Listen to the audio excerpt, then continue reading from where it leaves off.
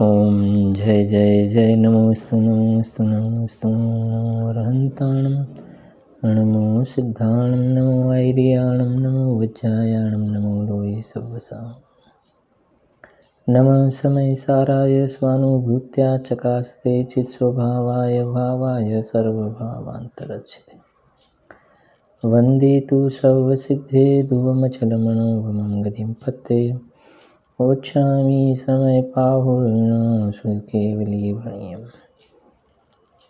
निज स्वरूप को परम रस जामे भरो अपार वंदो परमानंदमय समय सारे अविकार।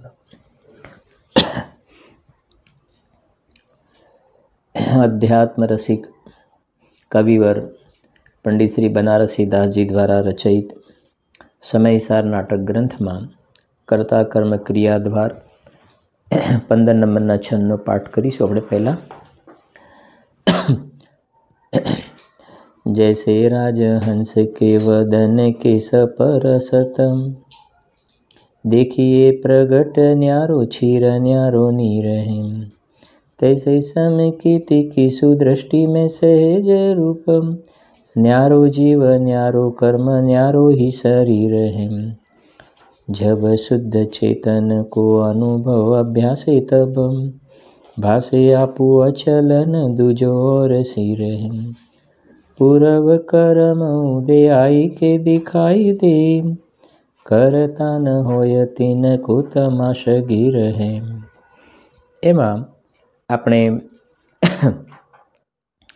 ગઈકાલના સ્વાધ્યાયમાં 22 અને 23 નંબરનો છંદ જે જોયો હતો ને એનો પહેલા પાઠ કરી લઈએ છીએ એક વખતે।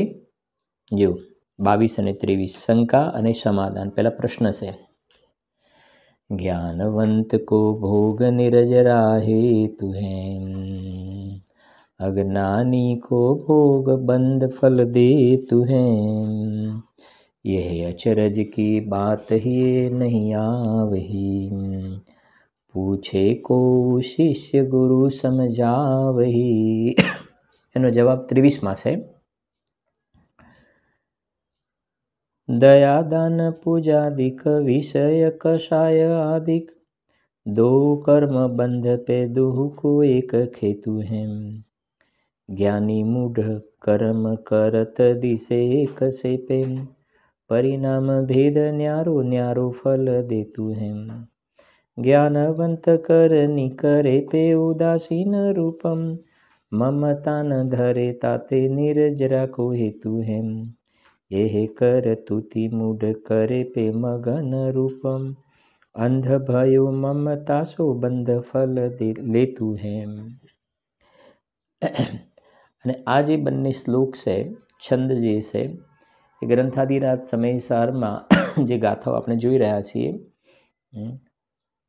કે જે ભાવનો જીવ કરતા બને છે એ ભાવ એનું કર્મ બને છે અને એ ભાવનું એ કરતા થાય છે। જ્ઞાની જ્ઞાનમય ભાવનું કરતા છે અજ્ઞાની અજ્ઞાનમય ભાવનું કરતા છે અને પછી આવી જ્ઞાનમય ભાવમાંથી જ્ઞાનમય ભાવ ઉપજે છે અને અજ્ઞાનમય ભાવમાંથી અજ્ઞાનમય ભાવ ઉપજે છે। એની આપણે કેટલીક ગાથાઓ જોઈ હતી 126, 27, 28, 29 ગાથાઓ જોઈ હતી। આજે 130 અને 131 ગાથા આપણે જોઈશું ને એટલે એ જ વાતને દ્રષ્ટાંતથી એમને સમજાવી છે।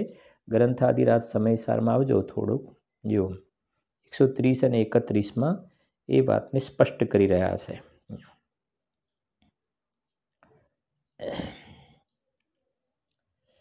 શું કહે છે જો હવે આ અર્થને દ્રષ્ટાંતથી દ્રઢ કરે છે। કયા અર્થને? જ્ઞાનમય ભાવમાંથી જ્ઞાનમય ભાવ ઉપજે અને અજ્ઞાનમય ભાવમાંથી અજ્ઞાનમય ભાવ ઉપજે એ વાતને સમજાવે છે। જુઓ શું કહે છે જેમ કનકમય 130 જેમ કનકમય કો ભાવમાંથી કુંડલાદિક ઉપજે પણ લોહમય કો ભાવથી કટકાદિ ભાવો નીપજે। આ દ્રષ્ટાંત આપ્યું। હવે સિદ્ધાંત જેમ અને હવે છે તેમ તેમ ભાવ બહુવિધ ઉપજે અજ્ઞાનમય અજ્ઞાનીને, પણ જ્ઞાનીને તો સર્વ ભાવો જ્ઞાનમય એમ જ બને. શું કહે છે અહીંયા જો ગાથાર્થ, જેમ સુવર્ણમય ભાવમાંથી સુવર્ણમય કુંડળ વગેરે ભાવો થાય છે, સોનામાંથી સોનાના કુંડળ વગેરે થાય, અને લોહમય ભાવમાંથી એટલે લોખંડમાંથી લોહમય કડા વગેરે ભાવો થાય છે, ઠીક છે. તેમ અજ્ઞાનીને અજ્ઞાનમય ભાવમાંથી અનેક પ્રકારના અજ્ઞાનમય ભાવો થાય છે, અને જ્ઞાનીને જ્ઞાનમય ભાવમાંથી સર્વ જ્ઞાનમય ભાવો થાય છે. કાલે આપણે થોડી વાત પણ કરી હતી. અજ્ઞાનીને અજ્ઞાનમય ભાવમાંથી અજ્ઞાનમય ભાવ જન્મ થાય છે. દ્રષ્ટાંત આપ્યું અજ્ઞાની માટે, લોખંડનું દ્રષ્ટાંત આપ્યું કે લખ્યું લોહમય ભાવમાંથી લોહમય કડા વગેરે ભાવો થાય છે, અને સુવર્ણમય ભાવમાંથી સુવર્ણમય કુંડળ વગેરે ભાવ થાય છે. તો અજ્ઞાની માટે લોહમયની વાત કરી, જ્ઞાની માટે સુવર્ણની વાત કરી. તો શું કહેવા માંગે છે અહીંયા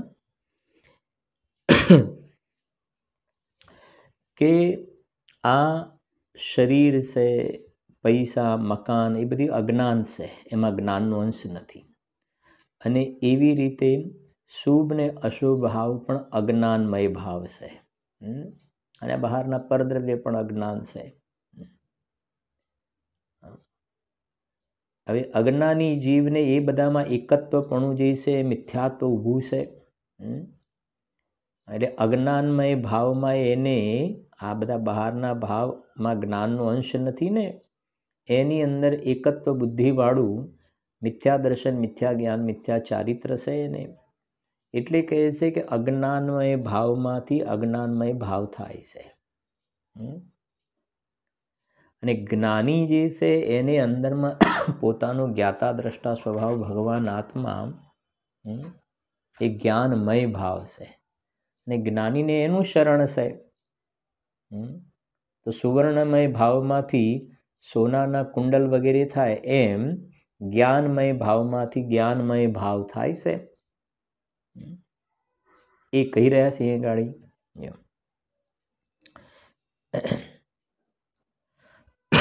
ભાવાર્થ જોઈએ. ભાવાર્થમાં થોડી વધારે વાત સ્પષ્ટ કરી છે, એને થોડું સમજીશું. જેવું કારણ હોય તેવું જ કાર્ય થાય છે. એ ન્યાય જેમ લોખંડમાંથી લોખંડમય કડા વગેરે વસ્તુઓ થાય છે, અને સુવર્ણમાંથી સુવર્ણમય આભૂષણો થાય છે, તેમ અજ્ઞાની પોતે અજ્ઞાનમય ભાવ હોવાથી તેને અજ્ઞાનમય ભાવો જ થાય છે, અને જ્ઞાની પોતે જ્ઞાનમય ભાવ હોવાથી તેને જ્ઞાનમય ભાવો જ થાય છે. સમજે? જ્ઞાની જ્ઞાનમય ભાવ છે, અજ્ઞાની અજ્ઞાનમય ભાવ છે. તો અજ્ઞાનમય ભાવમાંથી અજ્ઞાનમય ભાવ, જ્ઞાની જ્ઞાનમય ભાવ છે. તો જ્ઞાનમય ભાવમાંથી જ્ઞાનમય ભાવ ઉત્પન્ન થાય છે. જેમ આગળ હોય ને, ક્રોધથી ઉપયુક્ત આત્મા ક્રોધ છે, માનથી ઉપયુક્ત આત્મા માન છે, એમ અજ્ઞાનથી ઉપયુક્ત આત્મા અજ્ઞાનમય ભાવ છે, અને એમાંથી અજ્ઞાનમય ભાવ થાય છે. એવી રીતે જ્ઞાનથી ઉપયુક્ત જ્ઞાનથી સમ્યક જ્ઞાનથી ઉપયુક્ત આત્મા એ કહે છે જ્ઞાનમય છે, અને એમાંથી જ્ઞાનમય ભાવમાંથી જ્ઞાનમય ભાવની ઉત્પત્તિ થતી જોવામાં આવે છે. એ ચોખવટ કરે છે. જો અજ્ઞાનીને શુભ અશુભ ભાવોમાં આત્મબુદ્ધિ હોવાથી તેના સર્વ ભાવો અજ્ઞાનમય ભાવ જ છે. આ છે મૂળ મુદ્દાની વસ્તુ. અજ્ઞાનીને શુભ ને અશુભ એ જે વિભાવ ભાવ છે, એમાં આત્મબુદ્ધિ હોવાથી કે એવો હું છું, એમાં એકત્વ બુદ્ધિ હોવાથી એના ભાવો બધા અજ્ઞાનમય છે. જેમ કે પહેલો ઘડો ઊંધો તો બધા ઘડા ઊંધા. એટલે અજ્ઞાનમય ભાવમાંથી બધા અજ્ઞાનમય ભાવ ઉત્પન્ન થાય છે. હવે આગળ બહુ સ્પષ્ટ કર્યું છે. આ પંડિત શ્રી જયચંદજી છાબડાજીની આ શૈલી છે. અમુક કેટલીક ગાથાઓ આવશે ને પછી આ વાત આવશે, આ ટાઈપની કેટલીક ગાથાઓ આવશે ને પછી આ ટાઈપની ચર્ચા આવશે. જ્ઞાન પ્રધાન શૈલીવાળી વાત, ગુણસ્થાનના એંગલથી સમજાવવું, ચારિત્રના દોષની વાત કરવી. કેમ કે મૂળ તો દ્રષ્ટિના વિષયની વાત છે, દ્રષ્ટિની પ્રધાનતાથી કથન છે. પણ અમુક ગાથાઓ પછી આ જ્ઞાન પ્રધાન શૈલીવાળી કર્ણાનુયોગમાં ગુણસ્થાન પ્રમાણે શું વ્યવસ્થા હોય છે એની અહીંયા પંડિતજી સાહેબ એનું જ્ઞાન કરાવે છે. જો અવિરત સમ્યક દ્રષ્ટિ જ્ઞાનીને જો કે ચારિત્ર મોહના ઉદય ક્રોધ આદિક ભાવો પ્રવર્તે છે તો પણ છે ને સાધક છે એટલે જ જેટલો સમ્યક દ્રષ્ટિ છે તો એક ચોકડીનો અભાવ છે, પણ 3 ચોકડીનો અપ્રત્યાખ્યાન પ્રત્યાખ્યાન સંજ્વલન એટલા તો ક્રોધાદિક જોવામાં આવે છે. તો પણ હવે મહત્વની વાત શું છે સમજો, તો પણ તેને તે ભાવોમાં આત્મબુદ્ધિ નથી. જે સમ્યક દ્રષ્ટિને ચારિત્રના દોષમાં જે પરિણામ થાય છે, સૌધર્મ ઇન્દ્ર છે, એને ભગવાનના પંચ કલ્યાણક ઉત્સવ મનાવવાનો જે ભાવ આવે છે, સૌધર્મ ઇન્દ્ર પંચ કલ્યાણકનો ભક્તિનો ભાવ આવે તો ઉત્સાહ જે છે એ શુભ ભાવ છે ને, શુભ ભાવ. અહીંયા એ કહે છે કે એ શુભ ભાવમાં આત્મબુદ્ધિ નથી. એ જાણે છે સમ્યક દ્રષ્ટિ કે આ ભગવાનના પંચ કલ્યાણક ઉત્સવ મનાવવાનો જે મને ભાવ આવ્યો ને અજ્ઞાનમય ભાવ છે. આચાર્ય ભગવંતોને આ ગ્રંથ લખવાનો ભાવ આવ્યો ને, ટીકા લખવાનો ભાવ આવ્યો, એ શુભ ભાવમાં આત્મબુદ્ધિ નથી. કેમ? કેમ કે અજ્ઞાનમય ભાવ છે, અજ્ઞાનમય ભાવ છે, એમાં જ્ઞાનનો અંશ નથી. સાંભળો, અવિરત સમ્યક દ્રષ્ટિ જ્ઞાનીને જો કે ચારિત્ર મોહના ઉદય ક્રોધ આદિક ભાવો પ્રવર્તે છે તો પણ તેને તે ભાવોમાં આત્મબુદ્ધિ નથી. તે તેમને સમજો પરના નિમિત્તથી થયેલી ઉપાધિ માને છે. ઉપાધિ માને છે. જેમ શરીરમાં તાવ આવ્યો ને તો તાવને આપણે ઉપાધિ સમજીએ છીએ, એમ આત્મામાં શુભ ભાવ થાય ને એ કર્મના સંગે થયેલી છે, સ્વભાવના સંગે થયેલો ભાવ નથી, એટલે એને ઉપાધિ જાણે છે. તેને ક્રોધ આદિ કર્મો ઉદયમાં આવીને ખરી જાય છે. આગામી એવો બંધ કરતા નથી. સમજી ગયા ને? આવીને ખરી જાય છે, નવો બંધ કરતા નથી કે જેથી સંસારનું ભ્રમણ વધે. જૂના કર્મો ખરી જાય છે, નવો બંધ થતો નથી. આ જ્ઞાનીનું પરિણમન. આગળ પણ ગાથાઓમાં આવવાવાળી છે આ વાત હજુ. કારણ કે જ્ઞાની પોતે ઉદ્યમી થઈને ક્રોધ આદિ ભાવ રૂપે પરિણમતો નથી. એને એ જે શુભ કે અશુભ પરિણામ થાય છે ને, એમાં ઉદ્યમી થઈને આ કરવા જેવા છે, આ કર્તવ્ય છે, આ કરવા જેવો ભાવ છે, કરવા લાયક છે, એવા પ્રકારના ભાવ નથી. અને જે આપણે છંદમાં એટલે તો જોઈને ઉદાસીન ભાવ છે, એના પ્રત્યે મમત્વ નથી હોતું. જ્યારે અજ્ઞાનીને છંદમાં જોયું કે એકને નિર્જરા થાય છે ને બીજો બંધાય છે, બંનેની ક્રિયા સરખી જોવામાં આવે છે. ગઈકાલના જ કલશ ટીકાના પ્રવચન હું સાંભળતો હતો, એમાં જ હતું આજના કે ગઈકાલના. ગુરુદેવશ્રી એવું પણ દ્રષ્ટાંત આપ્યું, બંને ભાઈ છે અને આપણે સમજીએ કે બંને સમજો જોડિયા ભાઈ છે, જોડિયા છે બંને, અને બંને જોડિયા ભાઈ છે. એક સમ્યક દ્રષ્ટિ છે, એક મિથ્યા દ્રષ્ટિ છે. જમવા માટે બંને સાથે બેઠા છે, દાળ ભાત રોટલી શાક લાડવા ખાય છે. ગુરુદેવશ્રીએ દ્રષ્ટાંત આપ્યું. બંને ક્રિયા સરખી જોવામાં આવે છે, ભાઈ છે. બંને દાળ ભાત રોટલી શાક એ ક્રિયા જોવામાં આવે છે. અશુભ ભાવ છે ને, બે લીધા હતા, દયાદાન પૂજાનો શુભ ભાવ અને વિષય કષાયનો અશુભ ભાવ. ચોથા વાળા ને પાંચમા વાળાને છે ને એવા પરિણામ પણ. તો બંને ક્રિયા સરખી જોવામાં આવે છે, ભોજનના પરિણામ પણ જોવામાં આવે છે. છતાં પણ અજ્ઞાનીને એ વખતે નવા કર્મનો બંધ થાય છે,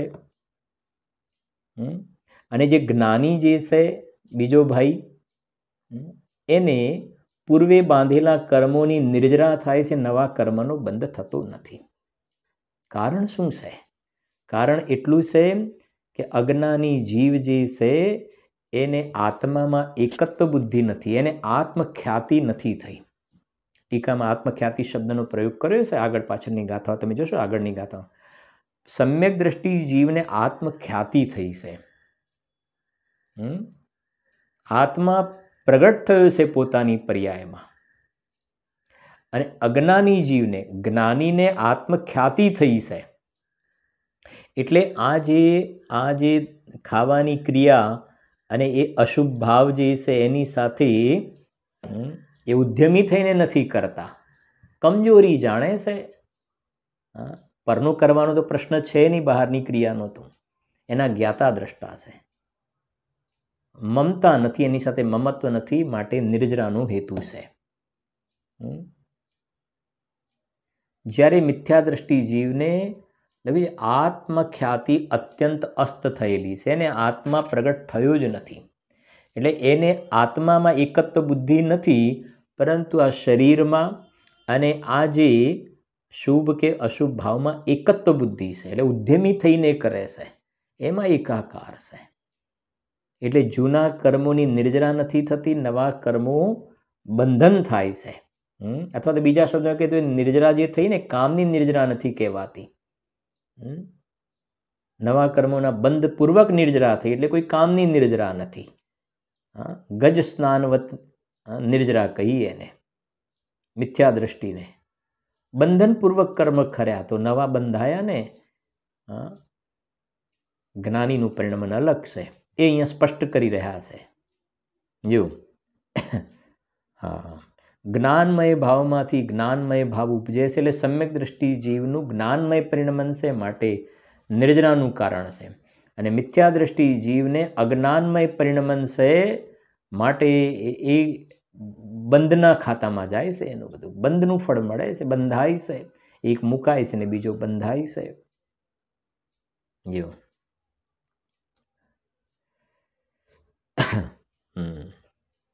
આગળ આપણે આવશે સર્વવિશુદ્ધ અધિકારની અંદર પણ આ બધી કર્તા કર્મની ઘણી વાતો લખેલી છે. એક બોલ વચ્ચે કહ્યો હતો ને, જે જેનાથી વિરક્ત હોય તે તેને સ્વવશે તો ભોગવે નહીં, અને પરવશે ભોગવે તો પરમાર્થે એનો ભોગતા એને કહેવાય નહીં. શું કહ્યું? જે જેનાથી વિરક્ત હોય તે તેને સ્વવશે તો ભોગવે નહીં, અને પરવશે ભોગવે તો પરમાર્થથી એટલે ખરેખર એનો ભોગતા કહેવાય નહીં. જેમ બીમાર પડ્યા હોય ને ઇન્જેક્શન ને દવાઓ ને ગોળીઓ બધું લેવું પડે તો ગમે ના ગમે ને. હવે શું થાય, લેવું પડે છે આ બધી દવાઓને, આ ને તેને, ગમતું નથી, મજબૂરી છે. અમારે નબળા છીએ ને, કમજોરી છે એટલે લેવું પડે છે બધું. બાકી શું કામ અમારે લેવું પડે? કમજોરી છે એટલે લેવું પડે છે, નહીં તો શું કામ લેવું પડે? તો અંદરમાં કમજોરી જાણીએ છીએ ને. જે જેનાથી વિરક્ત હોય, એ દવાને ઇન્જેક્શનથી વિરક્ત છે તો સ્વવશે નથી ભોગવતો, અને પરવશે ભોગવે તો ખરેખર એનો ભોગતા ના કહેવાય, એનો ભોગતા નહીં કહેવાય. એ તો ભાવના છે કે ક્યારે આ બધી દવાઓને ઝંઝટમાંથી મુકાય. સમજાય છે કે નહીં? બસ એવી રીતે સમ્યક દ્રષ્ટિ બહારના ભોગમાં દેખાય છે ને, ભોગમાં દેખાય છે તો જરીએ નથી ગમતું. જેમ રોગીને દવા લેવાનું જરીએ પસંદ નથી, પણ રોગી છે ને એટલે નબળો છે એટલે દવા લેવી પડે છે, ગમતું નથી જરીએ. એમ જ્ઞાનીને આ પાંચ ઇન્દ્રિયના ભોગમાં શુભ કે અશુભમાં દેખાય ને, જરીએ ગમતું નથી, રાગને રોગ જાણે છે. એ છટપટાય છે કે આનાથી છૂટીને મેં અંદરમાં ઠરી જઈએ, એટલે એને નિર્જરા થાય છે. નિર્જરા અધિકારમાં ઘણી ગાથાઓ આવશે પણ ખરી. જો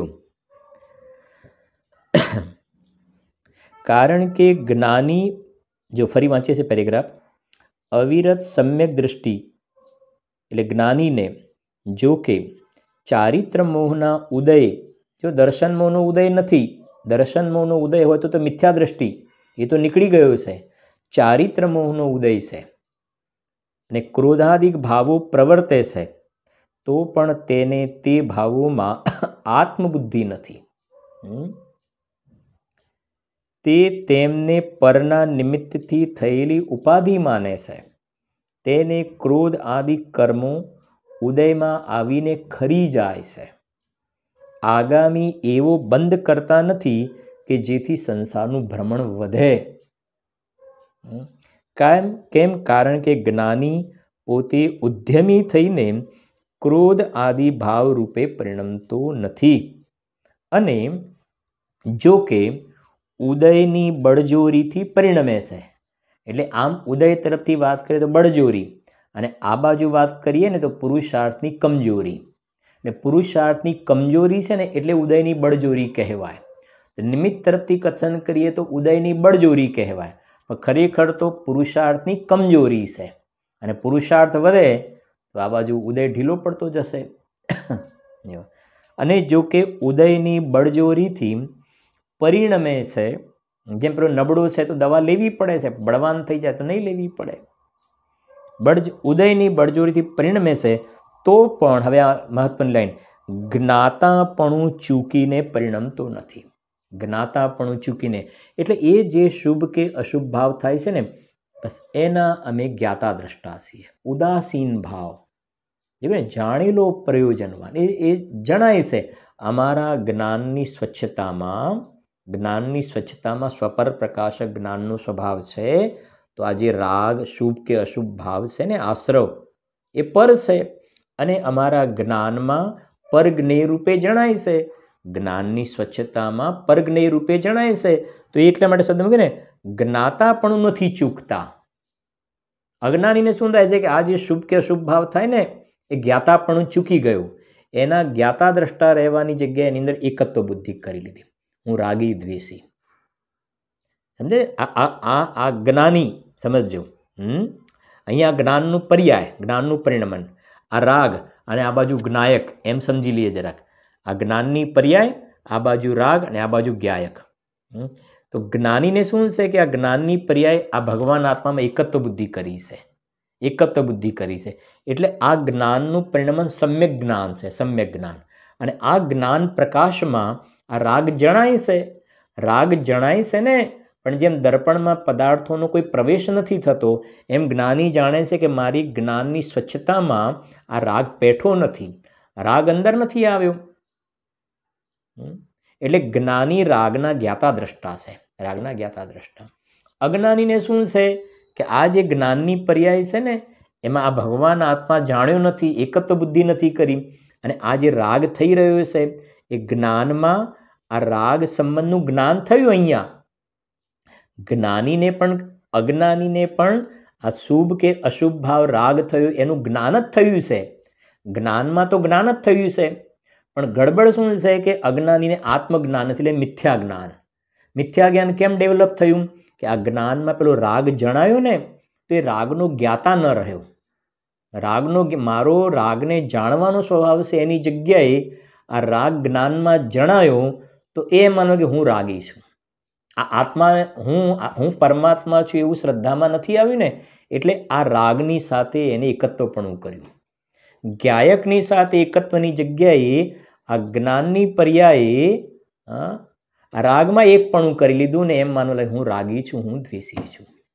એ અજ્ઞાનમય ભાવ થઈ ગયો, અને અજ્ઞાનમય ભાવમાંથી અજ્ઞાનમય ભાવ થાય છે. બસ આ છે રમત, આટલી જ છે આખી. એવું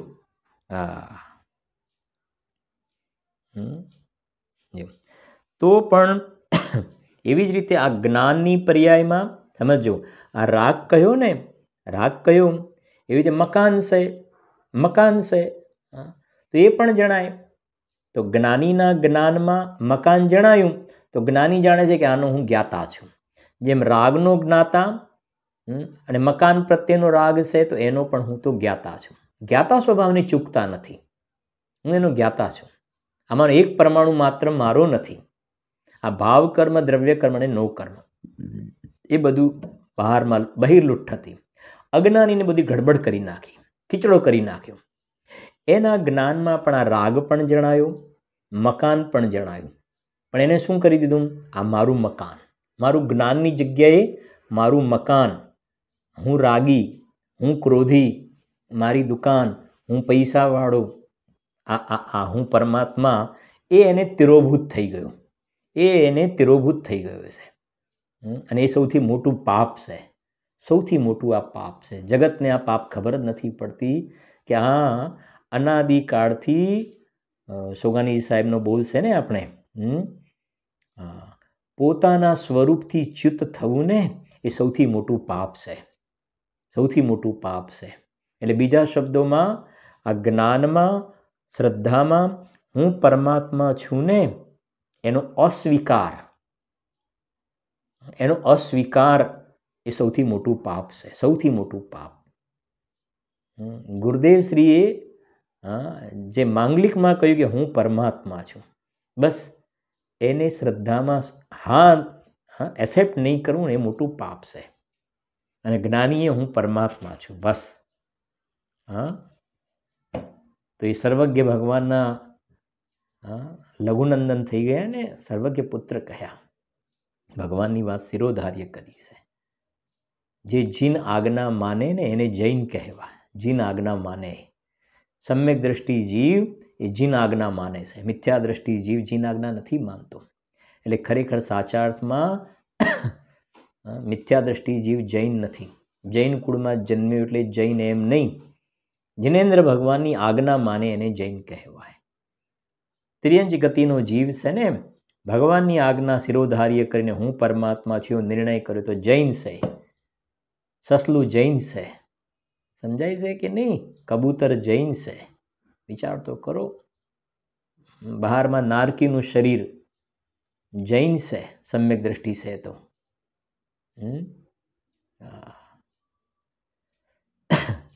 જો અને બહારમાં જૈન કુળમાં જન્મે, ભગવાનની પૂજા, ભક્તિ, સ્વાધ્યાય બધું કરતો હોય, પણ અંદરમાં આત્માનો અનુભવ નથી ને તો કહે છે કે જૈન નથી, અજૈન છે. જૈન નથી. જૈન કુળમાં જન્મવાથી જૈન થોડું થવાય છે. 15મી ગાથા. જે અંદરમાં અબદ્ધ સ્પષ્ટ ભગવાન આત્માને દેખે છે ને એને જીન શાસનને જોયું છે. અને એ સાચા અર્થમાં જૈન કહેવાય એને. જો ઘટ ઘટ અંતર જીન બસે, ઘટ ઘટ અંતર જૈન, મત મદિરા કે 500 મતવાલા સમજેન. બનારસીદાસ જે છંદ લખ્યો પણ છે, છેલ્લે આવશે આપણે. ઘટ ઘટ અંતર જીન બસે. આ અંદરમાં જીન સ્વરૂપ ભગવાન આત્મા છે ને, બસ એનો સ્વીકાર એ જૈન છે. એ કહેજો. કારણ કે જ્ઞાની પોતે ઉદ્યમી થઈને ક્રોધાદિ ભાવ રૂપે પરિણમતો નથી, અને જો કે ઉદયની બળજોરીથી પરિણમે છે, એટલે પોતાના પુરુષાર્થની કમજોરી, આમ તો પણ જ્ઞાતાપણું ચૂકીને પરિણમતો નથી. જ્ઞાતાપણું ચૂકી જાય તો મિથ્યા દ્રષ્ટિ થઈ જાય, તો એ નથી ચૂકતા. જ્ઞાનીનું સ્વામિત્વ નિરંતર જ્ઞાનમાં જ વર્તે છે. તેથી તે ક્રોધ આદિ ભાવોનો, સાંભળજો, ક્રોધ આદિ ભાવોનો અન્ય જ્ઞેયોની માફક જ્ઞાતા જ છે. અન્ય જ્ઞેયોની માફક ક્રોધાદિ ભાવ, જેમાં કહ્યું ને મકાન, દુકાન વગેરેનો જેમ જ્ઞાતા, એમ ક્રોધાદિ ભાવોનો જ્ઞાતા જ છે, કરતા નથી. આ જ્ઞાની આ ક્રોધાદિ ભાવનો કરતા, અને હું એ મારું કર્મ, હું કરતા અને આ મારું કર્મ, એવી જ્ઞાનીનો એ ચાલ જ્ઞાનીની નથી. એ ચાલ જ્ઞાનીની નથી. જો જ્ઞાની તો ભગવાને બતાવેલા માર્ગ ઉપર ચાલવા વાળા, ભગવાને બતાવેલા માર્ગ જે છે ને એના ઉપર ચાલવાની એમની ચાલ છે. એ ચાલ ઉપર એ ચાલે છે. જો આ રીતે જ્ઞાનીના સર્વ ભાવો જ્ઞાનમય જ છે. બરાબર? એટલે અહીંયા ચોખવટ કરી દઈએ કે જ્ઞાનીના ભાવ જ્ઞાનમય કેમ છે, અને આ જ્ઞાનમય ભાવ છે ને એટલા માટે જ્ઞાનીને નિર્જરા થતી જોવામાં આવે છે, અને અજ્ઞાની બિલકુલ ઊંધું છે એને. જેમ છડાળાની પંક્તિ યાદ આવે છે બીજી ઢાળમાં, 5 દ્રવ્ય જે જડ છે ને, પુદ્ગલ અધર્મ અધર્મ કાલ ઇનતે ન્યારી હે જીવ ચાલ. સમજાય છે ને? તે મિથ્યા દ્રષ્ટિની પરિણતિ બતાવી છે. આ 5 દ્રવ્ય છે ને એનાથી જીવની ચાલ અલગ છે. તો જીવની ચાલ શું છે? ચેતન કો હે ઉપયોગ રૂપ, બિન મૂરત ચિન મૂરત અનૂપ, પુદ્ગલ નભ ધર્મ અધર્મ કાલ ઇનતે ન્યારી હે જીવ ચાલ, તાકો ન જાન વિપરીત માન. સમજી ગયા ને? આ 5 દ્રવ્ય એની ચાલ અલગ છે, એ જડ છે, એનામાં ઉપયોગ નથી, એનામાં જ્ઞાન દર્શન નથી, અને હું ઉપયોગ રૂપ છું, જ્ઞાન દર્શન વાળું છું. તો 5 દ્રવ્ય કરતા જીવ દ્રવ્યની ચાલ અલગ છે. હવે અહીંયા આ તો 5 દ્રવ્યને જીવ દ્રવ્યની વાત કરી દીધી. હવે કહે છે આ પ્રમાણે જે સ્વીકાર કરે છે ને, તો એ જ્ઞાની થયો ને જ્ઞાનીની ચાલ કેવી હોય છે, ને અજ્ઞાનીની ચાલ. સમજે ને? પેલી તો 6 દ્રવ્યમાં જીવ અને અજીવ દ્રવ્યની ચાલ બતાવી, જીવ દ્રવ્ય અને અજીવ દ્રવ્યની ચાલ. અહીંયા આપણે જોઈ રહ્યા છે કે જીવમાં 2 પ્રકારના, જ્ઞાની ને અજ્ઞાની. તો જ્ઞાનીની ચાલ કેવી ને અજ્ઞાનીની કેવી? જ્ઞાની જ્ઞાતા દ્રષ્ટા, બસ રાગના અને પરના જ્ઞાતા દ્રષ્ટા એ જ્ઞાનીની ચાલ છે, એમાં સ્વામિત્વ પણ નથી. અજ્ઞાનીની ચાલ કેવી? કે આ જે રાગ થાય શુભ ને અશુભ ભાવમાં એકત્વ બુદ્ધિ જોવામાં આવે છે. પરજ્ઞીઓ જે છે બહારમાં એની સાથે મમત્વપણું, એવા પ્રકારની ભ્રાંતિરૂપ પરિણમન. એ કહે છે કે અજ્ઞાનીની ચાલ જ્ઞાની કરતા ઊંધી ચાલ છે. હા, હવે એના પછી આ એક 68 નંબરનો જે છે ને શ્લોક જરાક હું વાંચું છું, અને પછી આ શ્લોક જે છે એ આપણે સમયસર નાટકમાં આપણે એનો પણ ભાવ જોઈએ, એટલે વારે ઘડી પેલા ગ્રંથ બદલવા ન પડે ને, એટલે પહેલાં આને જરા નજર નાખી લેજો શું કહ્યું છે. સાંભળજો 68માં. અજ્ઞાનમય ભાવાનામ અજ્ઞાની વ્યાપ્ય ભૂમિકામ, દ્રવ્ય કર્મ નિમિત્તાનામ ભાવનામિતિ હેતુતામ. શું કહે છે નીચે જુઓ શ્લોકાર્થ. હવે આગળની ગાથાની સૂચનાના અર્થરૂપ શ્લોક કહે છે. હવે આગળની જે ગાથા આવે છે 5 ગાથા છે. કેટલી? 5 ગાથા ભેગી, એટલે એક 5 ગાથાનું આખું ભેગું છે આ. બરાબર છે ને? 5 ગાથાનું ઝુમખું છે આખું, 5નું ઝુમખું. તો એની એંગાડી સૂચના આવી, સ્ટાર્ટર આવ્યું. સમજાય છે કે નહીં? નોટિસ. બરાબર છે? હવે આવી રહ્યું છે. શું કહે છે સાંભળજો. અજ્ઞાની અજ્ઞાનમય ભાવાનામ ભૂમિકામ, અજ્ઞાની પોતાના અજ્ઞાનમય ભાવોની ભૂમિકામાં વ્યાપ એટલે વ્યાપીને, અજ્ઞાની પોતાના અજ્ઞાનમય ભાવોમાં વ્યાપીને શું કરે છે?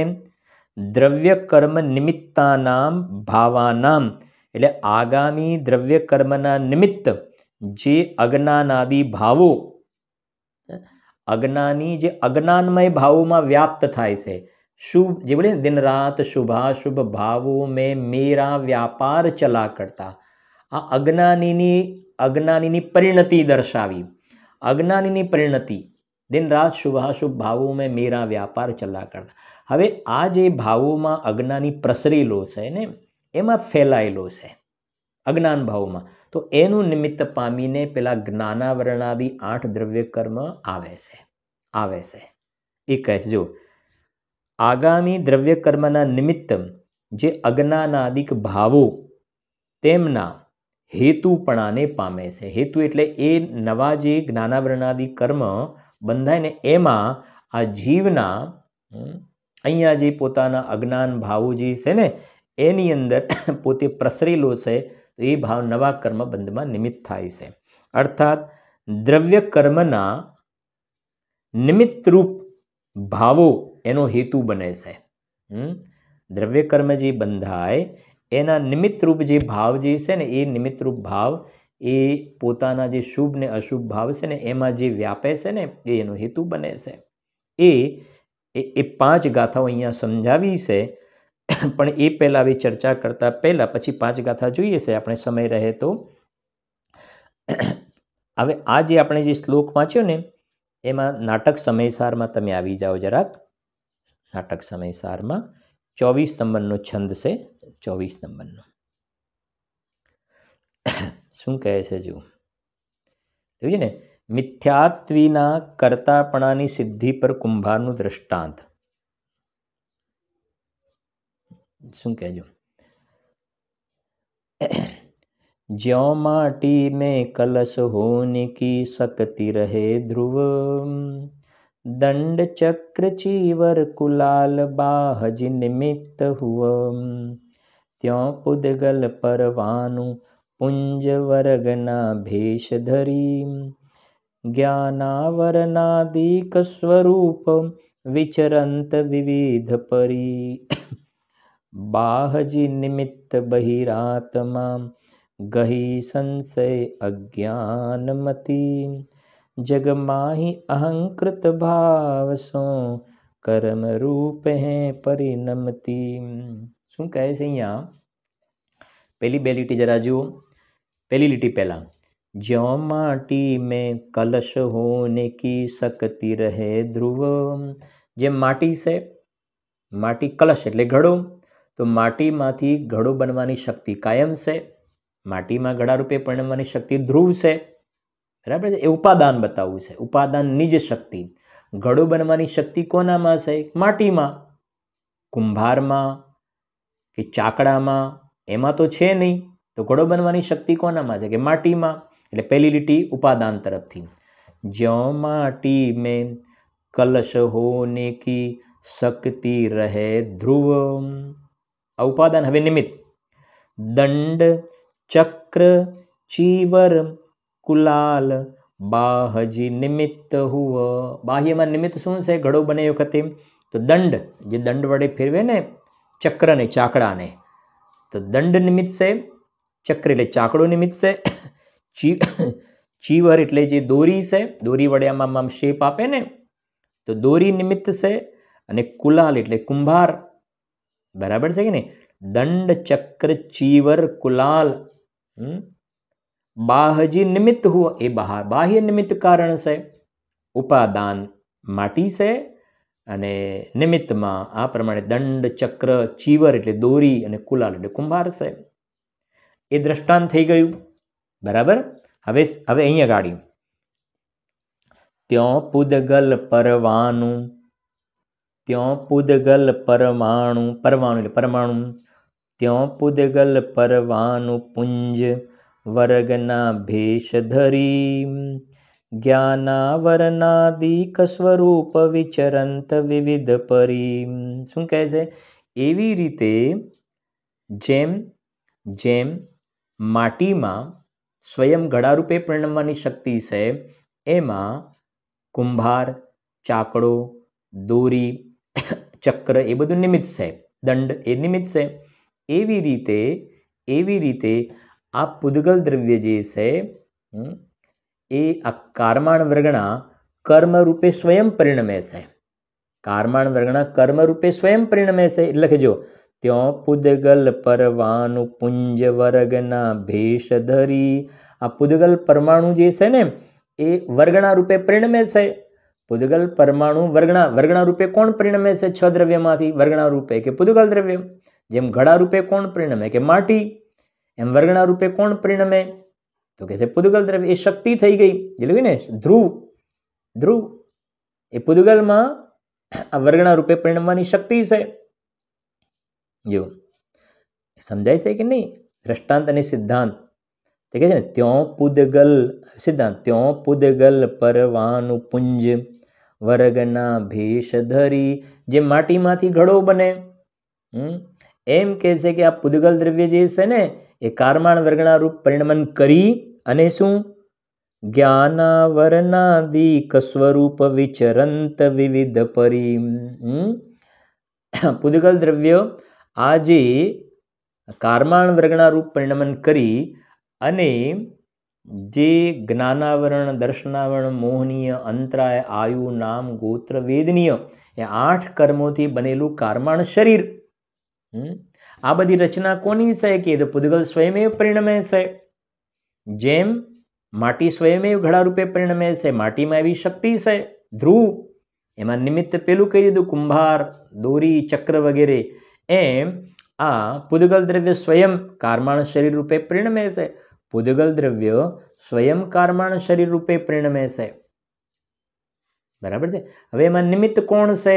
પૂદગલ દ્રવ્ય સ્વયં આ કારમાણ વર્ગના કારમાણ શરીર રૂપે પરિણમીને જીવની સાથે બંધાય છે ને, એમાં નિમિત્ત કોણ? તો જેમ પેલામાં જોયું એવી રીતે હવે અહીંયા બાહજી નિમિત્ત બહિરાત્મા, સમજ્યા? આજ્ઞાની ગાથાઓ છે। હવે આજ્ઞાની 5 ગાથાઓ આવશે ને, અજ્ઞાન સાથે રિલેટેડ છે। બાહ્ય નિમિત્ત બહિરાત્મા, જેમ માટીમાંથી ઘડો બન્યો, માટી ઘડા રૂપે પરિણમે ને એમાં બહિરંગ નિમિત્ત કુંભાર છે, ચક્ર છે, દંડ છે, દોરી છે, એવી રીતે આ પૂદગલ દ્રવ્ય આ કારમાણ શરીર રૂપે પરિણમ્યું છે ને, કારમાણ શરીર રૂપે એ એનું ઉપાદાન છે। ઉપાદાન એમાં બાહ્ય નિમિત્ત શું છે કે બાહ્ય નિમિત્ત બહિરાત્મા। બહિરાત્મા, બહિરાત્મા એટલે સમજી ગયા ને? બહિરાત્મા એટલે જે આ પર્યાયમાં શુભાશુભ વિકારી ભાવ થાય છે ને, બરાબર સમજો, પર્યાયમાં શુભ ને અશુભ વિકારી ભાવ થાય છે, એની સાથે જેને એકત્વ બુદ્ધિ કરી છે, એની સાથે જે જ્ઞાતાપણું ચૂકી ગયું અને જેની એની સાથે શરીરમાં અને રાગમાં એકત્વ બુદ્ધિ કરી છે, એ મિથ્યાત્વ ભાવ, એ બહિરાત્મા મિથ્યા દ્રષ્ટિ, આવા એના ઊંધા ભાવ શેમાં નિમિત્ત છે કે આ પૂદગલ દ્રવ્ય કારમાણ શરીર રૂપે પરિણમે છે ને, પૂદગલ દ્રવ્ય આ જીવની સાથે 8 કર્મ રૂપે બંધાય છે। એમાં જેમ પેલું માટી સ્વયં ઘડા રૂપે પરિણમે છે, બરાબર સમજો, માટી જેમ ઘડા રૂપે સ્વયં પરિણમે છે, એમાં કુંભાર નિમિત્ત છે, એમ આ પૂદગલ દ્રવ્ય સ્વયં કારમાણ શરીર રૂપે પરિણમે છે, એમાં નિમિત્ત કોણ છે? તો એમાં નિમિત્ત અજ્ઞાનીના પરિણામ છે, બહિરાત્મા છે, અંતરાત્મા નથી। અંતરાત્માને તો નિર્જરા થાય છે, સમજાય છે કે નહીં? અને બહિરાત્માની વાત કરી, જો બાહિજ નિમિત્ત બહિરાત્મા ગહી સંશય અજ્ઞાનમતી, એની બુદ્ધિ અજ્ઞાનમય બુદ્ધિ છે, સંશયવાળી બુદ્ધિ છે એની। જો બાહિજ નિમિત્ત બહિરાત્મા ગહી સંશય અજ્ઞાનમતી જગમાહી અહંકૃત ભાવસો, સમજી ગયા ને? જગમાહી અહંકૃત ભાવ, બહિરાત્મા અજ્ઞાનીને અહંકારનો ભાવ છે। જેમ કુમ્હારને હું ઘડો બનાવું છું એવો શું છે? અહંકાર। એમ અજ્ઞાની જીવને અમે બધા પરના કાર્ય કરીએ છીએ એવો જે અહંકારનો ભાવ છે ને, એ મિથ્યા દ્રષ્ટિ જીવનો આવો જે અહંકારનો ભાવ, એ કહેશે એનું નિમિત્ત પામીને જગમાહી અહંકૃત ભાવસો કર્મ રૂપ હે પરિણમતી, આ જે પૂદગલ દ્રવ્ય એટલે કારમાણ વર્ગના કર્મ રૂપે પરિણમે છે, એના કારણે પણ એમાં નિમિત્ત અજ્ઞાની જીવનું આવું અજ્ઞાન જોવામાં આવે છે। જો એનો ભાવાર્થ વાંચીએ છીએ આપણે, અર્થ વાંચીએ છીએ, જેવી રીતે માટીમાં ઘડારૂપ થવાની શક્તિ સદા મોજૂદ રહે છે અને દંડ, ચક્ર, દોરી, કુંભાર વગેરે બાહ્ય નિમિત્ત છે, તેવી જ રીતે લોકમાં પૂદગલ પરમાણુઓના દળ કર્મ વર્ગના રૂપ થઈને જ્ઞાનાવરણીય વગેરે જાત જાતની અવસ્થાઓમાં ભ્રમણ કરે છે। તેને મિથ્યા દ્રષ્ટિ જીવ શું છે? બાહ્ય નિમિત્ત છે, જે સંશય આદિથી અજ્ઞાની હોય છે, સંશય વિપર્ય અનધ્યવસાયના કારણે અજ્ઞાની છે, તેને શરીર આદિમાં અહમ બુદ્ધિ થવાથી, અહમ બુદ્ધિ અહંકાર શબ્દ કરે ને કે આ મારું છે, મેં આ કર્યું, અથવા તો અહમ બુદ્ધિ એટલે હું આ છું, હું પૈસાવાળો, હું રાગી, હું દ્વેષી, એ અહમ બુદ્ધિ થવાથી, તેને શરીર આદિમાં અહમ બુદ્ધિ હોવાથી તે પુદ્ગલ પિંડ, અહીંયા અહમ બુદ્ધિ થઈ એનું નિમિત્ત પામીને તે પુદ્ગલ પિંડ કર્મરૂપ થઈ જાય છે નિમિત્ત પામીને. આ બાહ્ય નિમિત્ત છે, પણ આ બાજુ એવી સહેજ નિમિત્ત નૈમિત્તિક સંબંધ જોવામાં આવે છે કે અહીંયા આવા અજ્ઞાનમય ભાવ થયા, અહમ બુદ્ધિ આવી થઈ ખોટી, તો એ કહે છે કે આ બાજુ પુદ્ગલ દ્રવ્ય કર્મરૂપે પરિણમતો જોવામાં આવે છે. એની વિશેષ ચર્ચા જે છે નેક્સ્ટ સ્વાધ્યાયની અંદર કરીશું. निज निधि निजने बताई यह अनंत उपकार है, उसके लिए जिन वाणी माँ को वंदना शत बार है, वंदना शत बार है.